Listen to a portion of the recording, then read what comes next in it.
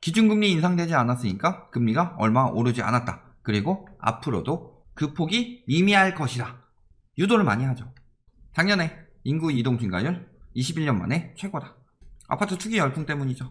젠트리피케이션 현상이 일어나고 있다. 첫 집 산 매수자 절반이 30대다. 특히 2020년에 영끌이다 영끌.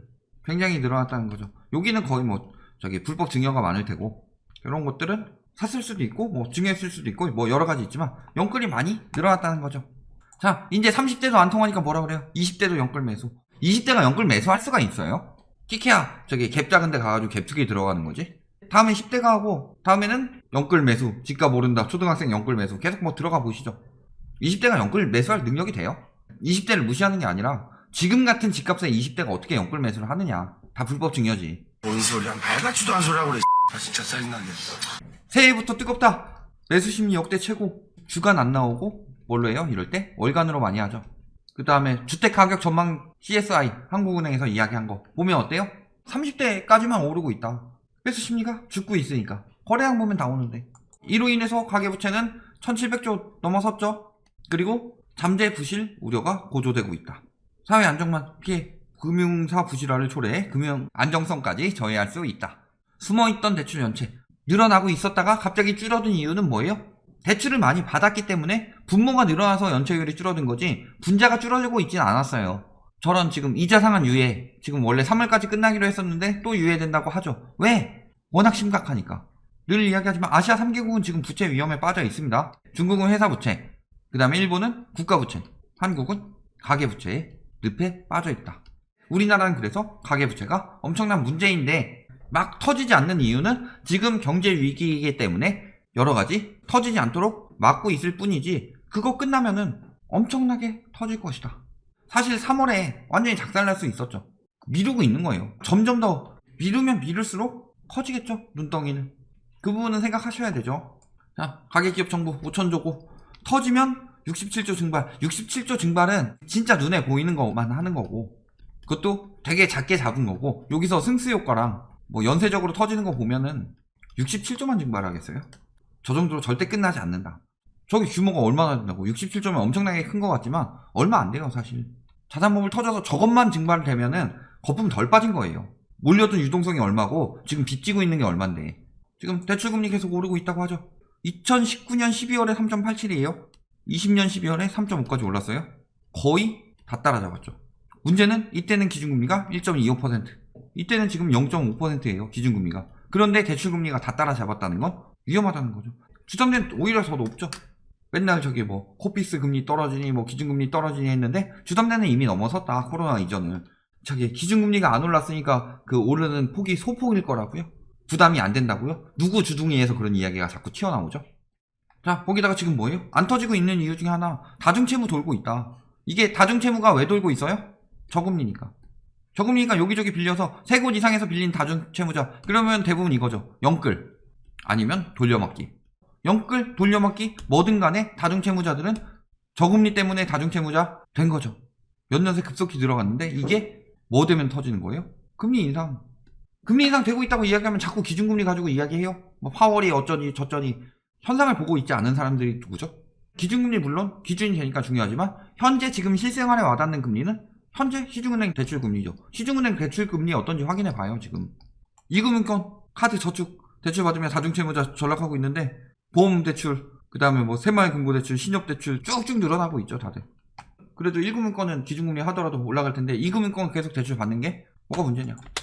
5대 저축은행 대출금리 전체 저축은행은 떨어졌다고 하는데 5대 저축은행 금리 보면 쭉쭉 오르고 있죠. 거기다가 17%예요 16%고 절대 저금리라고 볼 수 없죠. 근데 무슨 저금리 시장이에요 아직도. 환상 속에 빠져있다. 그래서 얼마 안 되는 것처럼 생각하고서 들어가는데 막상 빌린 사람들 보면 죽을 맛이죠. 예대금리 차이 계속 확대되고 있죠. 왜 예금금리는 얼마 안 오르고 대출금리는 많이 올라요? 대출을 그만큼 많이 받아가고 있으니까. 특히 누가? 투기한답시고. 이자 상환 유예나 이런 것들 때문에. 그런데 금리 지금 오르고 있죠. 터지게 되면은 연쇄적으로 터지게 되고 연쇄적으로 터지게 되면은 많은 파산이 나오고 그 많은 파산이 몇 개월 뒤에 많은 경매로 나오면서 올해 하반기라든가 이럴 때 시장이 크게 바뀔 수가 있다.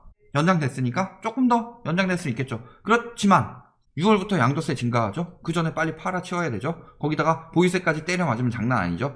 많이 팔면 많이 팔수록 뇌관이 사라지는 거죠. 또 조장하겠죠. 작년도, 재작년도 6월에 조장했으니까. 가계 기업대출 비율 엄청 지금 기업대출 늘려가지고 하고 있는데 그래도 아직 52%대다. 또 몇 퍼센트 맞춰야 돼요? 57%.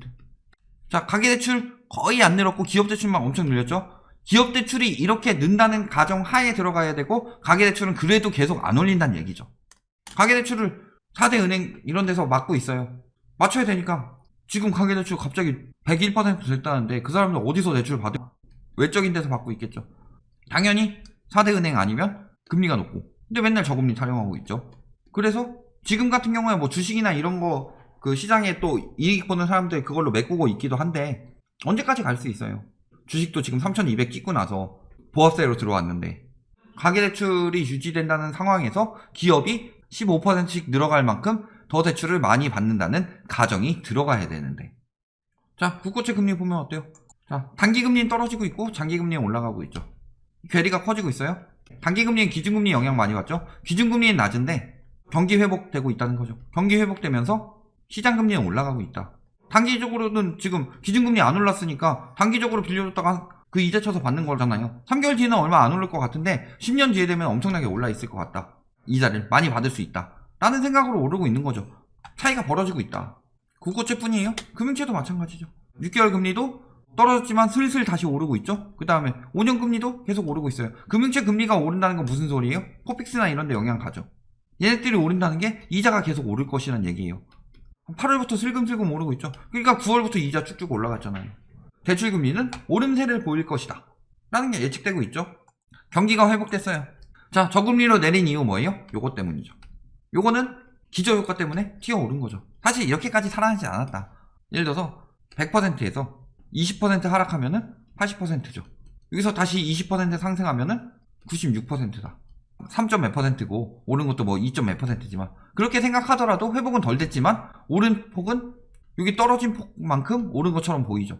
그러니까 기저효과가 이런 거다. 많이 떨어지면 그만큼 많이 회복만 돼도 많이 오른 것처럼 보인다는 거죠. 그리고 조금 떨어진 거는 요때 기저효과 때문에 너무 높게 나와서 지금 이 정도 됐다. 하지만 결국에는 마이너스 경제성장률에서 플러스 경제성장률로 올라가고 있다는 거죠. 플러스 경제성장률이 됐다는 건 무슨 소리예요? 사람들 여력이 늘어나고 있고 그 다음에 지금 저금리는 비정상적이고 은행은 위험해요. 경제가 뭐 회복되는 것도 보면은 사실은 GDP 회복되는 거 보면은 서민경제 회복 개불도 안 됐는데 GDP는 회복되죠. 그러면 뭐 기업이나 대기업이나 이런 데가 회복이 되고 있는 건데 저 경제성장률을 기준으로 경제 상황을 판단하면서 금리는 올리죠.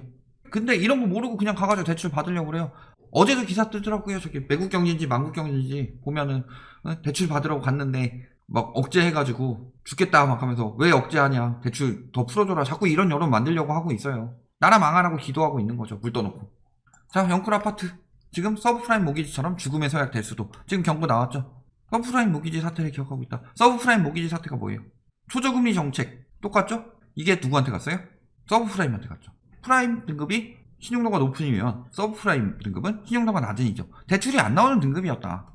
서브프라임한테도 집값이 계속 오르니까 집값이 계속 오르는 상황에서 서브프라임들이 돈을 빌리기 시작하죠. 그래서 이들이 빚내서 집 산다. 우리나라로 따지면 영끌이죠. 그게 부자들 기득권을 털고서 한 2년 정도 털고 나서 그 다음에 하락세가 나타났다. 빅쇼트 영화에서 나오죠. 그게 서브프라임 사태에 대해서 다룬 영화죠. 그리고 지금 우리나라 영끌 한 2년 정도 샀죠. 아직 다 못 털었죠. 우리나라는 왜 규제가 강하니까 털 인간들도 털었지만 다 못 털 인간들도 있다. 그래서 계속적으로 호도하고 있고 털려고 만들고 있는 건데 한계가 있죠. 진짜 터지기 직전이다. 결론 뭐예요? 금리 지금 코로나 이전 수준까지 회복됐다. 근데 기준금리가 안 올랐는데도 이렇죠. 안 올랐는데도. 근데 이걸 가지고 뭐 감당 못할 정도가 아니다라고 말하는 사람은 지돈 아니라고 쉽게 얘기하는 거죠. 근데 국채, 금융채 보면 어때요? 계속 오르고 있다. 그렇다는 건 앞으로 금리가 더 오를 것이죠. 그리고 경제성장률 그래도 마이너스에서 플러스로 갔다. 기준금리 여기서 더 인하될 가능성이 없다는 거죠. 그렇다면 여기서 지금 떨어뜨릴 수 있는 상황은 기준금리 인하밖에 없는데 기준금리 인하가 되겠어요? 지금 미국에서도 안 하는데 영끌 이꼴 서브프라임이다. 미국 리먼처럼 터지진 않겠죠. 은행들이 바젤 3 적용해서 관리하고 있으니까. 은행은 안 터지더라도 가계는 당시 미국보다 높기 때문에 더 심각하게 터지게 되면 인구 감소도 일어나고 있는 우리나라에서는 어떻게 될 것인가? 논리적으로 맞는 것 같은데 시장이 비정상적으로 흘러가고 있다. 그렇다면은 금방 정상화될 것이고 워렌 버핏이나 닷컴버블 비정상일 때 안 들어가잖아요. 그리고 결국은 어떻게 되느냐? 잘 생각해보면은 불나방처럼 지금 뛰어드는 거 진짜로 불로 뛰어드는 나방격이다. 이렇게 보시면 되겠습니다.